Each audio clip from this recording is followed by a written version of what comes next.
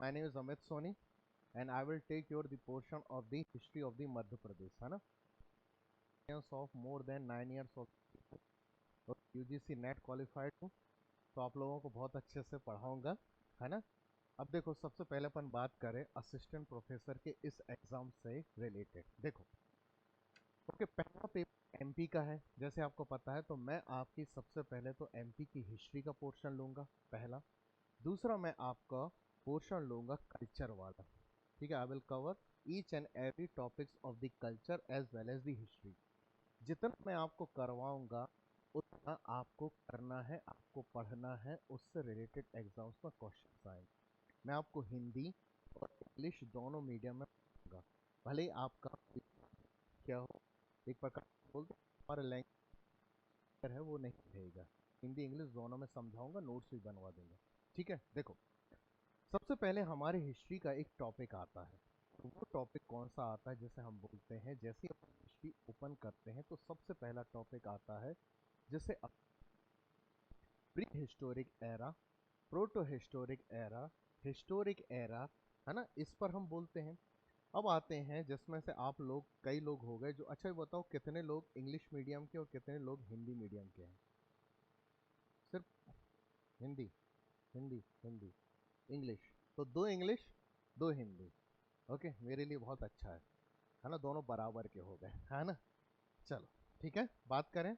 देखो, सबसे पहले जो मैंने आपको बताया कि हम किसके बारे में बात कर रहे हैं, अपन एंशंट हिस्ट्री की बात कर रहे हैं। तो सबसे पहले देखो, याद रखना, सबसे पहले क्वेश्चन आता है कि हिस्ट्री को क्लासिफाई किस बेसिस पर करते हैं, on which basis we have classified the history. तो इतिहास को हमने किस बेसिस पर विभाजित किया है, सबसे पहले तो ये क्वेश्चन आता है। तो कोई मुझे बताओ, why we have classified the history, या हम क्यों बोलते हैं कि that phase has been considered as the ancient history, okay, medieval history, है ना, मिडाइवल, ओके, और मॉडर्न, है ना। सबसे पहले तो हमको यही पढ़ना है कि आखिर क्या होता है, यानी कि प्राचीन भारत। दूसरा हो गया मध्यकालीन भारत, मध्यकालीन।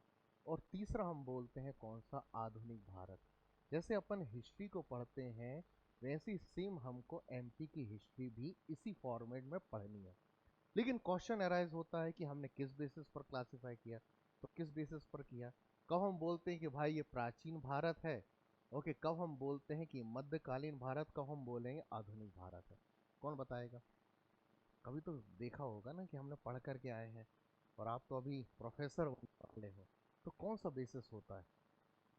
Time period, very good. चलो, टाइम पीरियड, यानी कि एक ने बोला है क्या, टाइम, ठीक है, टाइम पीरियड, है ना, यानी कि समय काल। और बताओ, कल्चर, ठीक है, यानी कि संस्कृति। और बताओ, हम्म, और क्या, कौन सा कारण आएगा, और कुछ और? साइंटिफिक, कैसे अपन बोलेंगे उसको साइंटिफिक, मतलब क्या साइंटिफिक, कुछ बताओ। साइंटिफिक, कैसे साइंटिफिक? हाँ, हम्म, तो अपन इसको बोलेंगे क्या, आर्कियोलॉजिकल एविडेंस, है ना, यानी कि पुरातात्विक अवशेष। क्या बोलेंगे हम, पुरातात्विक अवशेष,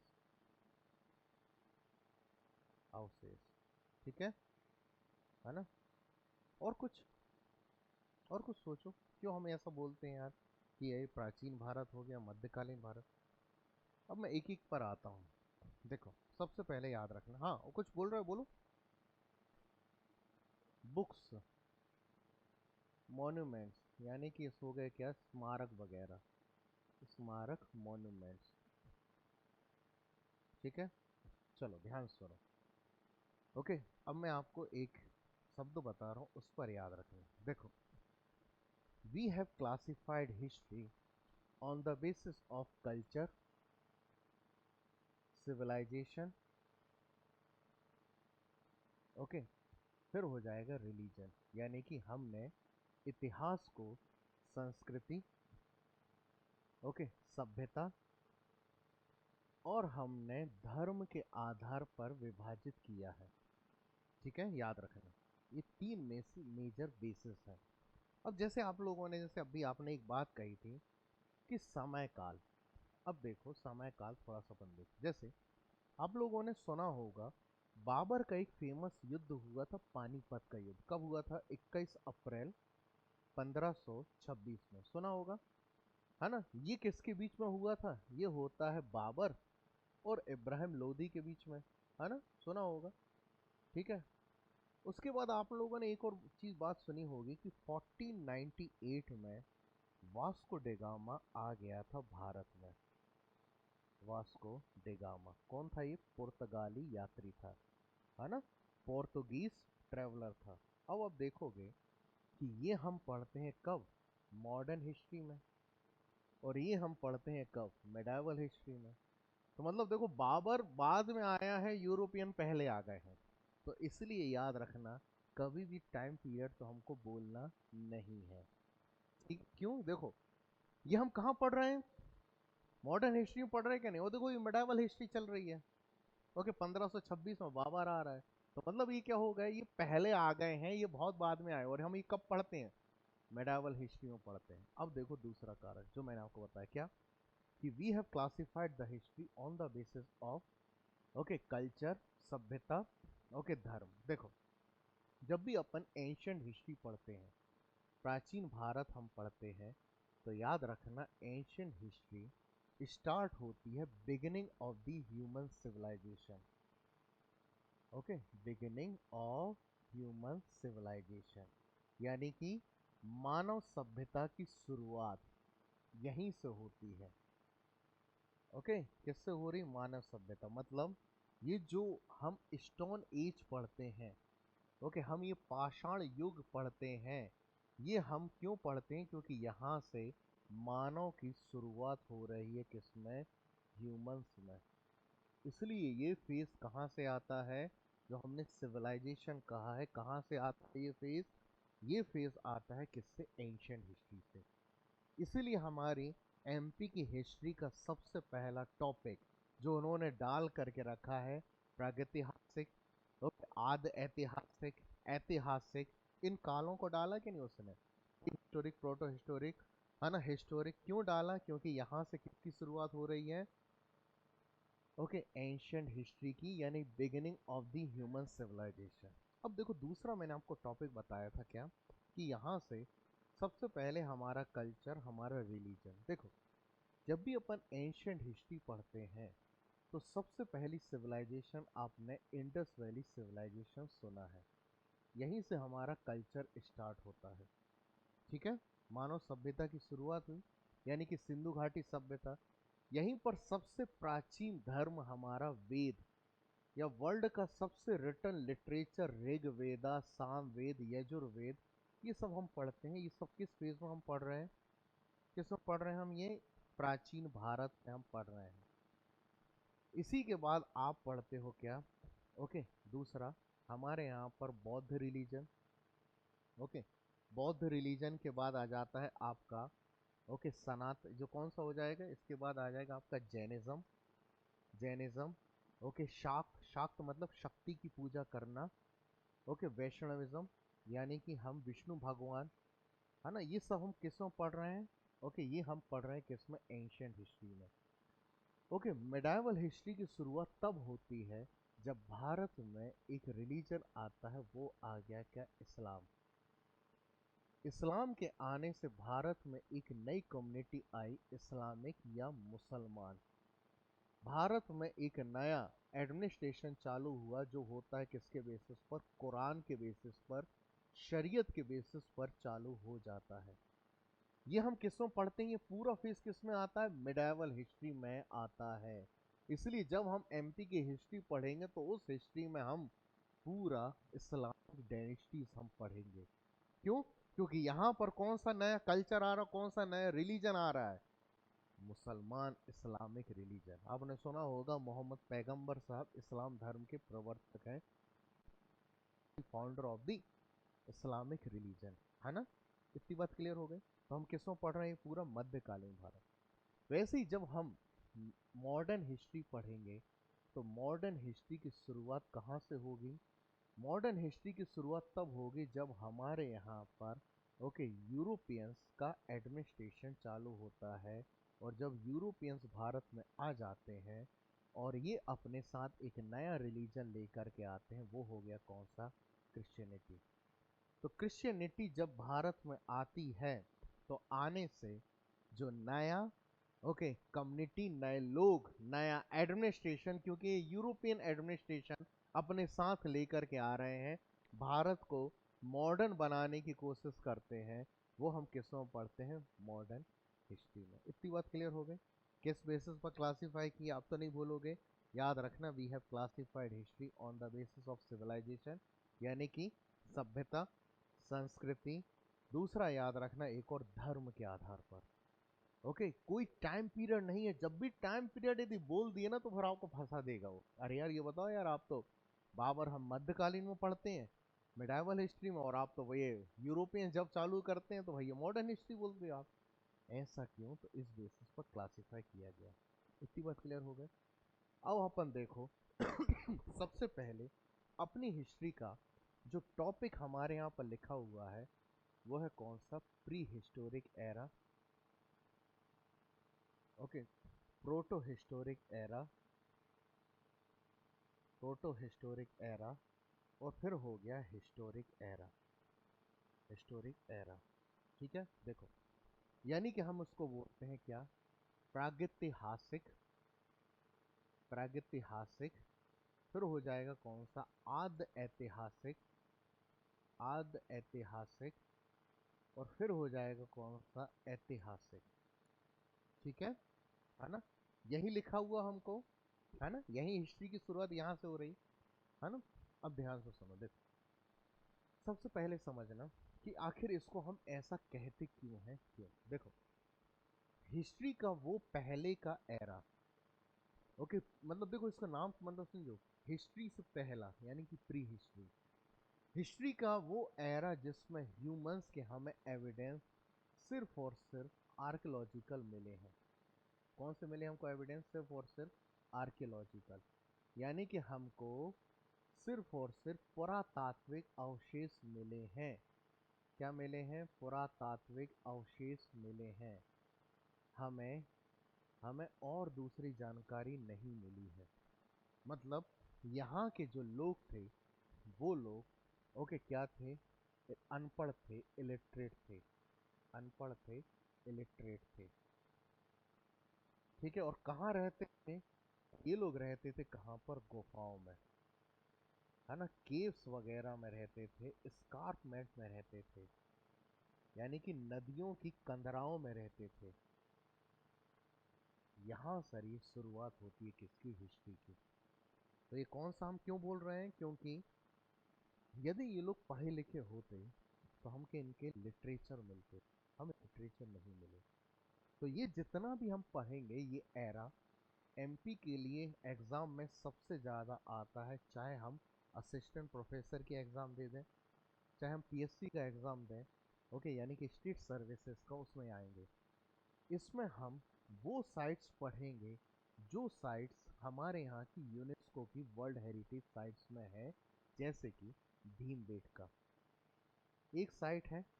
लेकिन हम इसके साथ साथ कई और जगह पढ़ेंगे जिसमें हथनौरा, ओके, आदमगढ़, सबके बारे में जानेंगे। मतलब ये क्या है? ये वो जगह है जिसमें ह्यूमंस जो है वो, ओके, ट्रांसफॉर्म हो रहा है, किससे? बंदरों से मानव में। ये प्री हिस्टोरिक एरा। और क्या हम बोलते हैं इसको? अपन स्टोन एज कहते हैं। क्यों स्टोन एज बोल रहे हैं? क्योंकि ये कहाँ रहते थे? ये रहते थे गुफाओं में, स्कार्पमेंट में। ये हम पढ़ेंगे प्री हिस्टोरिक में। इतनी बात क्लियर हो गई? समझ में आया? दूसरा देखो, याद रखना, दूसरा एरा होता है जिसको बोलते हैं प्रोटो हिस्टोरिक एरा। देखो ये एरा, जिसको हिंदी में आद ऐतिहासिक, इसका मतलब ये है कि ये लोग पढ़े लिखे तो थे, ओके, सिविलाइज्ड थे, लेकिन क्या लिख करके गए हैं कि हम इनकी स्क्रिप्ट को आज तक डिकोड नहीं कर पाए हैं। आज तक हम इनकी स्क्रिप्ट को डिकोड नहीं कर पाए, और इसके हमें साक्ष्य मिलते हैं सिंधु घाटी सभ्यता से।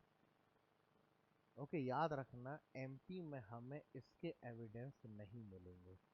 किसके नहीं मिलेंगे? प्रोटो हिस्टोरिक एरा के। ये लोग पढ़े लिखे थे, सिविलाइज्ड थे, सब चीजें थी, लेकिन क्या हुआ, हमको इसमें एमपी में एविडेंस नहीं मिले। किसके नहीं मिलेंगे? Proto historic. लेकिन हिस्टोरिक ऐसी, इसी प्री हिस्टोरिक में हम दूसरे पढ़ेंगे, वो हो जाएंगे कौन सा? Chalcolithic era. कैलकोलिथिक एरा इसके पहले का एरा आता है। इसमें क्या होता है, ह्यूमंस ने जिसमें पहली बार, यानी कि हम इसको हिंदी में बोलते हैं ताम्र पाषाण, ये सब अभी लिखवा दूंगा, सुन लो अभी। ताम्र पाषाण काल, ये वो एरा है, कैलकोलिथिक एरा, जिसमें ह्यूमंस ने सबसे पहले जिस मेटल का यूज किया था वो था क्या? कॉपर, यानी कि तांबे का। और ये हमें एमपी में बहुत मिलेगा, कौन सा? Chalcolithic era. लेकिन हमें कौन सा नहीं मिलेगा? Proto historic era. ठीक है। तीसरा काल जब हम पढ़ेंगे तो वो काल हम पढ़ेंगे जहां से हमको हिस्टोरिक एरा, जहां से हमको लिटरेचर मिलना चालू हो जाते हैं। लिटरेचर जब भी हमको मिलेंगे, यानी कि हमको साक्ष्य मिलेंगे जिसे हम पढ़ करके जानेंगे, यहाँ से हमारी शुरुआत होती है इतिहास की। और वैदिक सिविलाइजेशन यहीं पर आता है। क्या आता है? वैदिक सिविलाइजेशन यहीं पर आता है। इतनी बात क्लियर हो गई? तो स्टार्टिंग करें। सबसे पहले हेडिंग डालो, मध्य प्रदेश का इतिहास, हिस्ट्री ऑफ द मध्य प्रदेश। ठीक है ना? आपको नोट्स ओके ऑनलाइन भी इसमें ही मिल जाएंगे क्योंकि कल से मैं पीडीएफ लगा दूंगा, तो वो आपको उसमें भी पड़ जाएगा, तो दोनों आपको लैंग्वेज हिंदी इंग्लिश कोई दिक्कत नहीं होगी। लिखो, लिखो, ancient history of the Madhya Pradesh has been classified into, ancient history of the Madhya Pradesh has been classified into three basis. लिखो, मध्य प्रदेश के इतिहास को तीन कालों में विभाजित किया। मध्य प्रदेश के इतिहास को तीन कालों में विभाजित किया गया है। ठीक है, लिख लिया यहां तक, है ना? चलो, सबसे पहले लिखो pre historic era. Okay, Hindi में लिखो। ओके, कौन सा हो जाएगा? प्रागैतिहासिक काल, है ना? एक एक लाइन में इंग्लिश में बोलूंगा, फिर एक लाइन हिंदी में बोलूंगा ना। Prehistoric era. लिखो, human belongs to, human belongs to stone age, human belongs to stone age. इस काल में इंसान पाषाण युग का था, इस काल में इंसान पाषाण युग का था। ठीक है, लिख लिया यहां पर। फिर उसके बाद लिखो, there is no record of writing script, there is no record of writing script. लिखने की कोई लिपि का रिकॉर्ड नहीं है, लिखने की कोई लिपि का रिकॉर्ड नहीं है। हमारा मानना है कि ये इंसान अनपढ़ थे, हमारा मानना है कि यह इंसान अनपढ़ थे। ठीक है, it is believe that these humans were illiterate, it is believed that these humans were illiterate। ठीक है, ये क्या थे? ये, है ना, क्या थे? अनपढ़ थे। लिख ली यहां पर। इसके बाद लिखो, लिखो, stone age culture belongs to this era. Okay, पाषाण युग की संस्कृति इसी युग की है, पाषाण युग की संस्कृति इस युग की है। ठीक है, ये लाइन समझ में आ गई पूरा प्री हिस्टोरिक एरा वाला। दूसरा चले, प्रोटो हिस्टोरिक एरा। लिखो, आद्य ऐतिहासिक काल। ठीक है, देखो, ये ट्रांजिशन फेज है। ट्रांजिशन फेज मतलब जब हिस्ट्री शुरुआत हो रही है उसके बीच का है। तो प्री हिस्टोरिक और हिस्टोरिक के बीच का जो काल होता है उससे हम प्रोटो हिस्टोरिक बोलते हैं, है ना? है ना? ये हमेशा एग्जाम में आता है, प्रोटो हिस्टोरिक प्री हिस्टोरिक क्या होते हैं।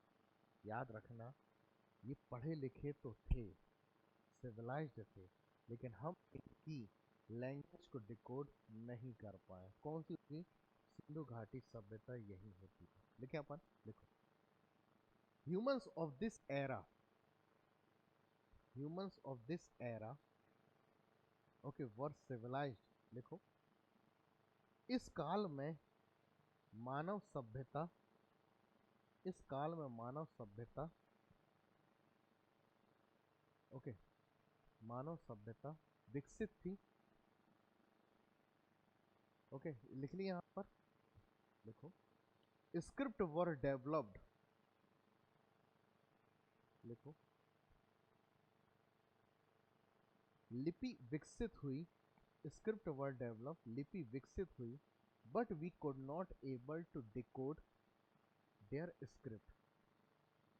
लिपि विकसित हुई लेकिन हम इस लिपि को समझ नहीं पाए, लेकिन हम इस लिपि को समझ नहीं पाए। We could not able to decode this this script, है ना, लिख लो। Harappan civilisation belongs to this era. Harappa कालीन सभ्यता इसी युग से है।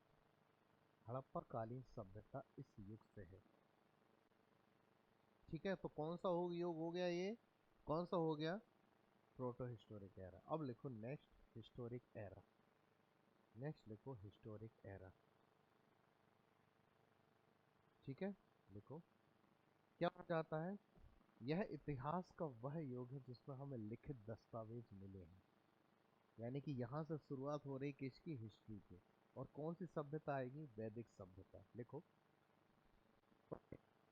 Phase of history, the phase of history, लिखो, the phase of history in which we obtain, the phase of history in which we obtain written documents, written documents, इतिहास का वह काल जिसमें हमें लिखित दस्तावेज मिले हैं। इतिहास का वह काल जिसमें हमें लिखित दस्तावेज मिले हैं, लिखित दस्तावेज मिले हैं। हम इन दस्तावेज में भी सक्षम हुए। Okay, we could able to decode such documents, could able to decode such documents। ठीक है, दस्तावेज मिले और हम इन दस्तावेजों को समझने में भी सक्षम हुए, और हम इन दस्तावेजों को समझने में भी सक्षम हुए। कौन सा युग होगा ये, हिस्टोरिक एरा। लिख लो, वैदिक सभ्यता इसी काल से है। Vedic civilisation belongs to this era. वैदिक सभ्यता इसी काल से है।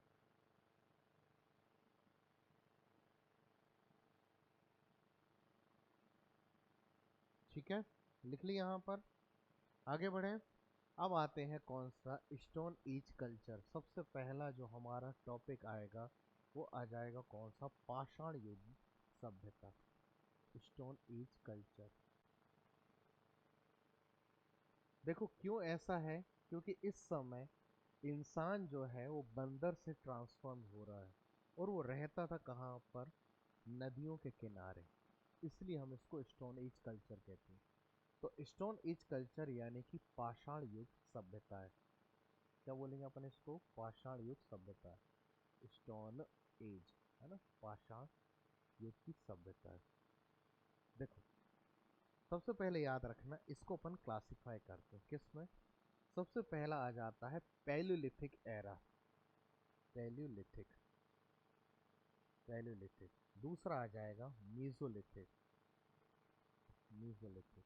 इसी को हम बोलते हैं माइक्रोलिथिक, अभी हिंदी में लिख दूंगा।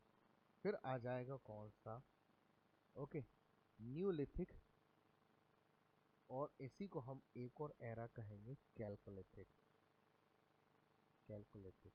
हिंदी में लिखेंगे अपन पुरा पाषाण काल। कौन सा आ जाएगा आपका, पुरा पाषाण काल, पुरा पाषाण काल। ये कौन सा आ जाएगा, मध्य पाषाण काल, मध्य पाषाण काल। ठीक है, और ये आ जाएगा कौन सा आपका, न्यूलिथिक, यानी कि नव पाषाण काल, नव पाषाण काल। और फिर आ जाएगा कौन सा, यानी कि ताम्र पाषाण काल, ताम्र पाषाण काल। ठीक है, ये तीन एरा हो जाएंगे। ठीक है, तो हम किसमें सबसे पहले कौन सा है, जो प्री हिस्टोरिक का जो सबसे पहला टॉपिक आएगा वो आएगा कौन सा, स्टोन एज। और स्टोन एज को हम किसमें करें, पैलोलिथिक, मीजोलिथिक, न्यूलिथिक और एक और कैलकोलिथिक। अब देखो, सबसे पहले जब हम बात करते हैं तो सबसे पहले एक एक क्या होता है, ज्योग्राफी का एक एरा आया। वो कौन सा आया? जिसमें हम बोलते हैं प्लिस्टोसीन एरा। Pleistocene era. इस प्लिस्टोसीन एरा में सबसे पहले ह्यूमंस अपीयर हो गए। मतलब मानव किसी एरा में आए हैं, तो वो आए हैं किस में? ओके, इस एरा में, इस युग में, जो ज्योग्राफी का एक युग, कौन सा? प्लिस्टोसीन। और याद रखना, आज हम जिसकी ओके संतान है, जिसके वंशज हैं, वो है कौन सा? होमो सेपियंस। कौन सा है? होमो सेपियंस। ठीक है, ये आखिर क्या है? ये वो जिसमें दिमाग आ चुका था। ओके, दिमाग किसी में था तो यही थे, है ना? कौन से? होमो सेपियंस। लेकिन याद रखना, हमें इसके एविडेंस इंडिया से नहीं मिले हैं। किसके नहीं मिले हैं? होमो सेपियंस से। कहाँ हमको मिले थे? इसके एविडेंस हमको मिले थे साउथ अफ्रीका से। लेकिन लोग तो रहा करते थे हमारे यहाँ पर, लेकिन हमको इस मानव के साक्ष्य नहीं मिले हैं। किसके नहीं मिले हैं? होमो सेपियंस के। हम पढ़ेंगे, एक जगह आएगी हथनौरा करके, वहां से मानव की खोपड़ी तो मिली, लेकिन वो होमो सेपियंस की नहीं थी। वो होमो निएंडरथैलेंस की थी। तो मतलब क्या हो गया? ये किसी ने बोला होमो इरेक्टस की थी। तो मतलब वो ये नहीं है। ये हमको कहाँ मिला है? ये हमको अफ्रीका में मिला है। लेकिन यहाँ के लोग रहा करते थे, क्योंकि हम पढ़ेंगे भीम बेटका, लेकिन उनके एविडेंस नहीं मिले हैं। लेकिन थे ये लोग, यही भारत में भी रहा करते थे। कौन सी रेस होगी ये? जो निग्रिटो रेस हो गई ना, वही रेस थी ये। और आपने अफ्रीका के लोग देखे होंगे, थोड़े से काले काले, तो ये वही लोग हैं। ठीक है। आखिर हमें ये क्या खासियत है, ये क्यों हमने बोला? तो इस एरा को हम पैलोलिथिक एरा क्यों बोलते हैं? क्योंकि आज से ये एरा करीब करीब 10,000 साल पहले का एरा है। यानी कि ईसा पूर्व, या हम कहते हैं बीसी। अब ये ईसी, ये एडी और बीसी क्या है, इसको अपन पहले समझना, फिर आते हैं इस पर। देखो, आज चल रहा है 2026, चल रहा है। तो कभी ना कभी ऐसा हुआ होगा कि ये एक जीरो था, जीरो से वन, टू, थ्री करके आज 2026 पहुंचा है। इसे अपन एडी बोलते हैं, है ना? क्यों ऐसा? देखो, इतिहास किसी ने कंपाइल किया है, तो ये दिमागदार यूरोपीय लोग थे। तो यूरोपियों ने, जो उनके यहाँ पर मेन धर्म है, वो है कौन सा? ईसाई। ठीक है। तो उन्होंने ये कहा कि यार, हम एक बेस ईयर ले रहे हैं, जीरो। ऐसा बोलते हैं कि ये वो ईयर है जिसमें इनके भगवान ईसा मसीह का जन्म हुआ। ठीक है। इनके जन्म की पहले की घटना सारी हो जाती है पूरी, कौन सी? ईसा पूर्व हम कहें, यानी कि बीसी, बिफोर क्राइस्ट। और एडमनी, या हम बोलते हैं इसको क्या? ईसवी। वो कौन सा हो जाएगा? 2026। तो आज से 10,000, मतलब हम 2026 में जब 10,000 जोड़ देंगे, तो हमको जो आएगा डेटा 12,000 से भी पहले का, उस समय ये अवशेष मिले। तो बीसी एडी कभी कंफ्यूज नहीं होगे। तो ये क्या है? ये एक बेस ईयर है, क्योंकि आज 2026 कभी ना कभी तो एक आया होगा ना। एक से शुरुआत होते हुए 2026 तक पहुंचा। और अब देखो, जनवरी, फरवरी, मार्च, अप्रैल सब यूरोपियन का। 31 दिसंबर हम मना, हमारा तो कौन सा है? चैत, वैशाख, जेठ, आषाढ़, सावन, भादो, पूस, माघ, यही है हिंदू सभ्यता वाला। इसलिए हम लोग जब नव वर्ष आता है, अभी आएगा, तो हम बोलेंगे हिंदू नव वर्ष की हार्दिक शुभकामनाएं, क्योंकि ये हिस्ट्री इन लोगों की है। इसलिए, और हम लोग पढ़ते हैं विक्रम संवत, और वो हम विक्रम संवत एमपी के रिस्पेक्ट में भी पढ़ेंगे, क्योंकि एक उज्जैन के राजा आएंगे, विक्रमादित्य। इतनी बात समझ में आई? अब देखो, आखिर क्यों हमने ऐसा इनको कहा, पैलोलिथिक कहने का कारण क्या है, क्यों? देखो, ये लोग जो थे, ये लोग कहाँ रह रहे हैं? जैसे मैंने आपको बताया, केव्स में रह रहे हैं। ओके। अब याद रखना, केव्स में तो रह रहे हैं, केव्स हो गए क्या? यानी कि गुफाएं। घर तो थे नहीं। और दूसरा, ये लोग नदियों के किनारे रहते थे, नियर रिवर्स। ओके, जितनी भी सिविलाइजेशन हुई है, सारी नदियों के किनारे। क्यों भाई ऐसा? इसका एक कारण है। पहला कारण हो गया नदियों के किनारे का, नदियों के किनारे पानी हमको मिल जाता है। वहाँ पर यदि आप सपोज करो घर में रहने के लिए गए और कोई आपसे बोले कि यार देखो पानी को नीचे आना पड़ेगा, तो आप घबरा जाओगे, क्योंकि पानी के बिना हम नहीं रह सकते। बेसिक नीड है। तो इन लोगों की नहीं होगी क्या? दूसरा, ये लोगों के उस समय आग होती थी, लेकिन आग का नॉलेज नहीं पता था कि आग को किस तरीके से हम अपने जीवन में यूज करें। वो कब होगा आग का यूज, कब होगा, किस काल में? इस काल में आग का यूज करेंगे। ये लोग शिकार करते थे और पानी के किनारे हमेशा जानवर आते थे, इसलिए इनका पूरा जीवन किसी पर आधारित था, शिकार पर। कब से एग्रीकल्चर करना चालू होंगे? न्यूलिथिक में। इसीलिए हम उसको बोलते हैं न्यू, नया एरा, जिसने इंसान के जीवन में प्रगति करी है। इतनी बात क्लियर हो गई? तो पैलोलिथिक एरा यानी कि पाषाण युग, ये वो युग है जिसमें ये लोग, ओके, कहाँ रहते थे? गुफाओं में रहते थे, नदियों के किनारे रहते थे। और एक और खासियत, इनको आग का नॉलेज नहीं था। आग होती थी, आग लगती थी जंगलों में, लेकिन उनको पता नहीं था कि इसका कैसे यूज कर सकते हैं। ठीक है।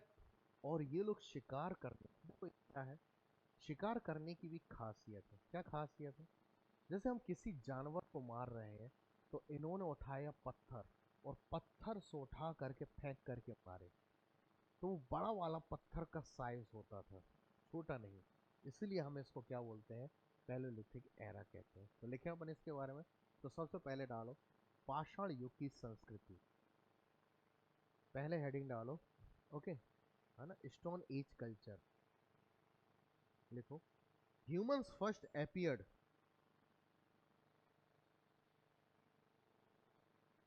ह्यूमंस फर्स्ट अपीयर्ड,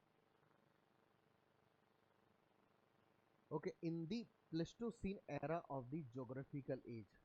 मानव सर्वप्रथम, मानव सर्वप्रथम भौगोलिक युग के प्लेस्टोसीन काल में दिखाई दिए। मानव सर्वप्रथम, ओके, प्लेस्टोसीन काल में दिखाई दिए।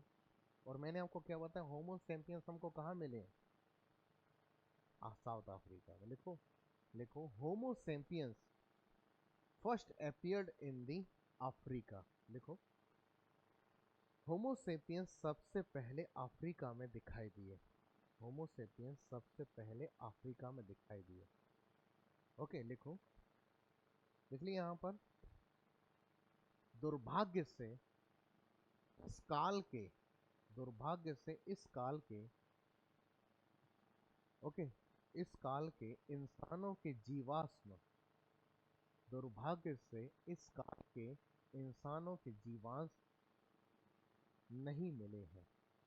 Okay, unfortunately we did not of, unfortunately we did not obtain, okay, unfortunately we did not obtain human fossils of, human fossils of this, this, okay, age of the humans, this age of the humans, bracket में लिख लो होमो sapiens. लिख लिया, लिख लिया।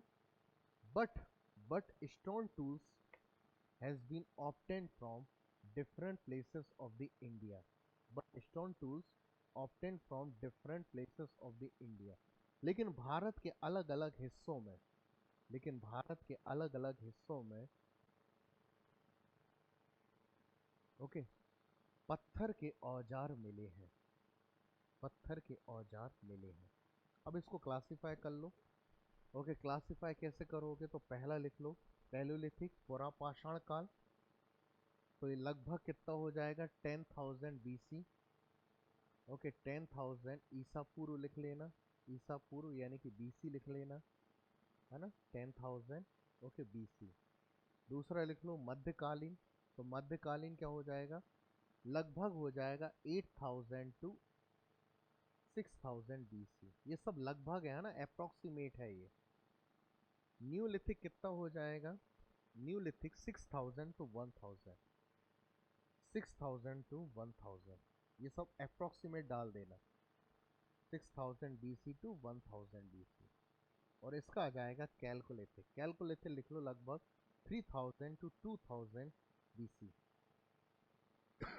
3000 to 2000 BC, 3000 से 2000। तो क्या करना हमको, इनको ये सब कौन सा है, स्टोन एज को इस तरीके से क्लासिफाई करना। पहला पैलोलिथिक, दूसरा मीसोलिथिक, तीसरा न्यूलिथिक, चौथा कैलकुलिथिक। ये सब हम एमपी के रिस्पेक्ट में पढ़ने वाले हैं। ठीक है, आए अब सबसे पहले जैसे मैंने आपको बताया कि ह्यूमंस की यहाँ की खासियत क्या है। क्या खासियत भैया यहाँ के ह्यूमंस की? यहाँ के ह्यूमंस की खासियत ये है कि यहाँ के लोग केवल शिकार करते थे। क्या करते थे? सिर्फ और सिर्फ शिकार। आग का नॉलेज नहीं था और नदियों के किनारे रहते थे। और कौन सी रेस से थे? तो निग्रिटो रेस से थे। इतनी बात क्लियर हो गई है ना। और हमें कहाँ से इनके औजार मिले हैं? तो एमपी की दो खास जगह हो गई जो हम पढ़ेंगे। एक का नाम है भीमबेटका, दूसरे का नाम है आदमगढ़। देखो आदमगढ़, आदम से आदमी, आदम जाति से आदमगढ़। ठीक है, ये हम रायसेन में पढ़ेंगे, हम नर्मदापुरम में पढ़ेंगे। ठीक है, इतनी बात हो गई क्लियर। लिखें अपन ये बात। चलो सबसे पहले हेडिंग डालो पैलोलिथिक, है ना, हिंदी में डालो पुरा पाषाण काल। ठीक है, लिखो palaeolithic word is made up of the Greek word. लिखो पुरा पाषाण शब्द ग्रीक शब्द से बना हुआ है। पुरा पाषाण काल ग्रीक शब्द से बना हुआ है जिसका अर्थ होता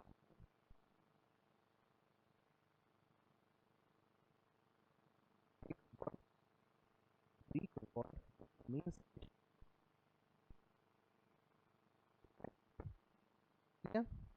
यह आदिम इंसानों का युग था। It was the age of primitive humans. It was the age of primitive humans. यह आदिम, ओके, आदिम इंसानों का युग था जिनका मुख्य काम शिकार करना, खाना इकट्ठा करना था।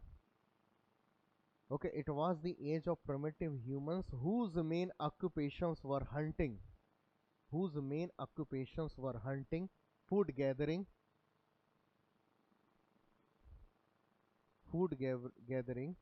and belongs to nomadic life। यह आदिम इंसानों का युग था जिसका मुख्य कार्य शिकार करना, खाना इकट्ठा करना, और वे खाना बदोश जीवन जीते थे। और वे खाना बदोश जीवन जीते थे। लिख लिया? इसके बाद देखो, लिखो लिखो they were unaware with the use of fire and agriculture. वे आग और खेती के इस्तेमाल से अनजान थे। दे वर अनअवेयर विद दी, है ना, किससे अनअवेयर थे? Unaware with the fire and agriculture. ये आग और खेती के इस्तेमाल से अनजान थे। ठीक है, it is believe that these humans belongs to the Negrito race. ऐसा माना जाता है कि ये निग्रिटो नस्ल के थे। ठीक है, और हमें इनकी क्या मिली है, क्या इनके स्टोन टूल्स मिले हैं? तो हमें इनकी हैंड एक्स यानी कि कुल्हाड़ी, और एक फ्लैग होता था, फ्लैग, वो मिला है, पैना हथियार। तो लिखो एस, क्या लिखा, क्या लिखा आपने? It is believe that these humans belongs to the negro trade. They used tools like hand axe and flakes. वे हाथ की कुल्हाड़ी और फलक जैसे औजारों का इस्तेमाल करते थे। They used hand axe and flag, फलक का इस्तेमाल करते थे। इसके एविडेंस हमको कहाँ से मिले हैं? दो जगह नहीं, वो वाले इंसान के तो हो गए, लेकिन हमको एमपी में कहाँ से? भीमबेटका और आदमगढ़। लिखो we obtained evidence of this era, we obtained evidence of this era from Bhimbetka and Adamgarh. इसके सबूत हमें भीमबेटका और आदमगढ़ से मिले हैं। इसके सबूत हमें भीमबेटका और आदमगढ़ से मिले हैं। ठीक है, हो गया यहाँ तक? चलो अब इसके बाद ये सब पहला एरा, कौन सा एरा? पैलोलिथिक एरा यानी कि पुरापाषाण काल। ठीक है, समझ में आया सबको। दूसरा आते हैं, देखो दूसरा काल कौन सा काल होता है जिसको हम बोलते हैं मीजोलिथिक या माइक्रोलिथिक। मीजोलिथिक या माइक्रोलिथिक। ठीक है, तो हम इंग्लिश में क्या बोलेंगे इसको, हम मध्य पाषाण काल, और इसी को हम माइक्रोलिथिक भी कहते हैं। अब देखो इसकी खासियत क्या है, थोड़ा सा ध्यान से देखो। क्यों हम बोल रहे हैं, क्योंकि ये ट्रांजिशन फेज है। मतलब पैलियोलिथिक और न्यूलिथिक के बीच में जो एरा आता है उसको हम बोलते हैं कौन सा, कौन सा हम बोलते हैं, नवपाषाण काल के बीच में कौन सा आ रहा है जिसको अपन क्या बोल रहे हैं, मध्य पाषाण। अब इसमें हुआ क्या, देखो इस समय तक आते आते इंसान जो थे वो थोड़े डेवलप हुए, और इन्होंने अब अपने पत्थरों को छोटा कर दिया, इसलिए ये वर्ड आया क्या, माइक्रोलिथिक। तो इनके जो औजार हो गए, स्टोन टूल्स हो गए, वो हो जाते हैं क्या, स्मॉल इन साइज। मतलब पहले इतना बड़ा पत्थर लेकर के जानवर को मार रहे हैं, अब मार तो रहे हैं लेकिन छोटे से मार रहे हैं। ये खासियत आती है जिसमें मीजोलिथिक माइक्रोलिथिक में। अब आते हैं एमपी। एमपी में वही जगह, दोनों जगह कौन सी हो गई, भीमबेटका, और कौन सा मैंने बताया है, आदमगढ़ करके वो जगह हो गई जहां से हमके एविडेंस मिलेंगे। ठीक है, इतनी बात क्लियर हो गई। अब देखो इस एज में आते आते याद रखना, इसमें ह्यूमन सिविलाइजेशन आ गई थी। मतलब इस एज की खासियत ये है कि इस एज में मानव सभ्यता की शुरुआत हो गई है, और ये लोग सोसाइटी के रूप में रहने लगे हैं। तो मतलब खासियत क्या सोसाइटी के रूप में, कि मतलब ये लोग जो हो गए एक साथ रहने की शुरुआत हमें किसी एरा में देखने को मिली, वो आता है मीजोलिथिक एरा। मतलब ये लोग क्या करेंगे, ये लोग साथ में रहेंगे, जानवरों को पालेंगे। तो जानवरों के पालने के एविडेंस हमको किसी एरा में मिलते हैं, तो लेट मीजोलिथिक एरा में। अभी भी आग, तो आग माग का नॉलेज आज भी नहीं है, मतलब आज भी नहीं, मतलब इस एरा में नहीं है। और तीसरी खासियत क्या हो गई, तीसरा याद रखना कि जितने भी लोग हैं, चाहे वो पैलोलिथिक के हों या मीजोलिथिक के हों, ये लोग अपनी खुशी को हमेशा पेंटिंग के वर्जन से दिखाते थे। इसलिए हम जितनी भी साइट्स पढ़ेंगे, ये सभी साइट्स अपनी जानी जाती थी खास चित्रकला के लिए, पेंटिंग्स के लिए। और गुफाओं में रहते थे तो रॉक के ऊपर पेंटिंग्स करते थे। ठीक है, तो इसकी खासियत क्या है इस एरा की, इस एरा की खासियत ये है कि इनके स्टोन टूल्स छोटे होंगे, ह्यूमन सोसाइटी आना चालू हो जाती है। ओके, और जानवरों को पालना चालू करे। अब कौन से हो गए, शीप वगैरह हो गई, इन सबको पालना चालू कर दिया, गोट हो गए, इनको इनने पालना चालू कर दिया था। ठीक है, तो लिखे अपन दूसरा एरा डालो मीजोलिथिक एरा, इसी को लिखो माइक्रोलिथिक एरा। हिंदी में लिखो मध्य पाषाण काल। नहीं, अभी आग तो आग लग रही है, लेकिन इनको ये जलाते नहीं थे, इनको पता नहीं था कब से करेंगे ये सब काम। ये नीलिथिक में आग तो लग रही है, लेकिन उसका यूज करते हुए नहीं पता था इनको। जब यूज करते हैं ना, तभी वो न्यू, न्यू वर्ड क्या डर है, नया जीवन, क्योंकि आग से खाना पकाकर खाने लगे, उसके साथ साथ रात में मशाल से उजाला होने लगा, इसलिए वो वर्ड न्यू लिथिक में आता है। और आग होती थी ये 100%, लेकिन हमें पता नहीं था कैसे हमें इसको यूज करना है। लिखें ये बात, लिखो मीजोलिथिक माइक्रोलिथिक, हिंदी में लिख लो मध्य, है ना। ओके, कौन सा आ जाएगा, मध्य पाषाण काल और माइक्रोलिथिक काल। लिखो समय बीतने के साथ औजारों का आकार छोटा होता गया। Okay, with passage of the time, with the passage of the time they are marked diminishing in the tools। समय बीतने के साथ औजारों का क्या हो गया भैया, साइज क्या हो गया, आकार छोटा हो गया, इसलिए इस युग को मीजोलिथिक कहते हैं। इसलिए इस युग को, हाँ हाँ साफ तो नहीं लगा था।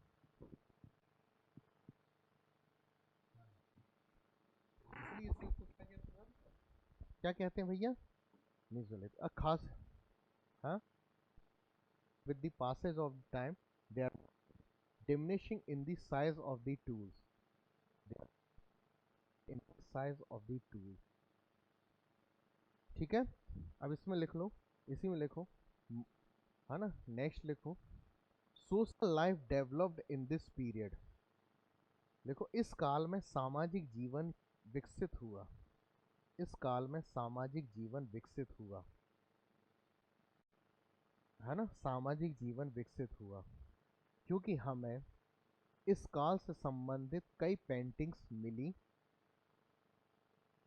Okay, because several paintings related with this period shows collective gathering.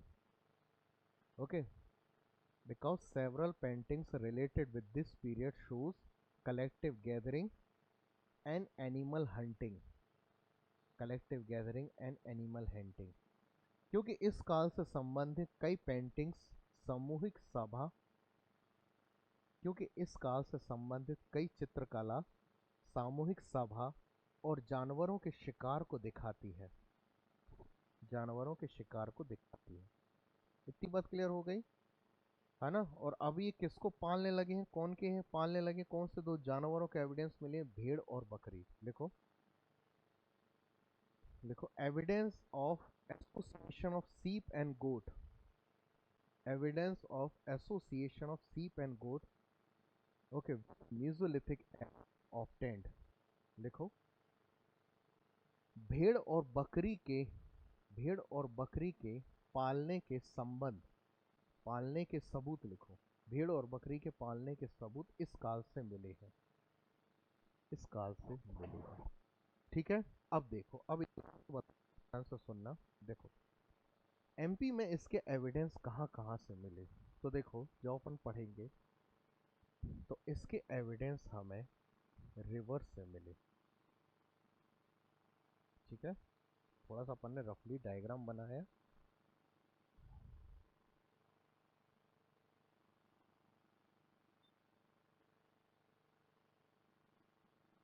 चलो देखो, सबसे पहले हमें इसके एविडेंस कहाँ से मिले, चंबल रिवर से। तो हम पढ़ेंगे, चंबल रिवर मध्य प्रदेश, राजस्थान और यूपी में बहती है।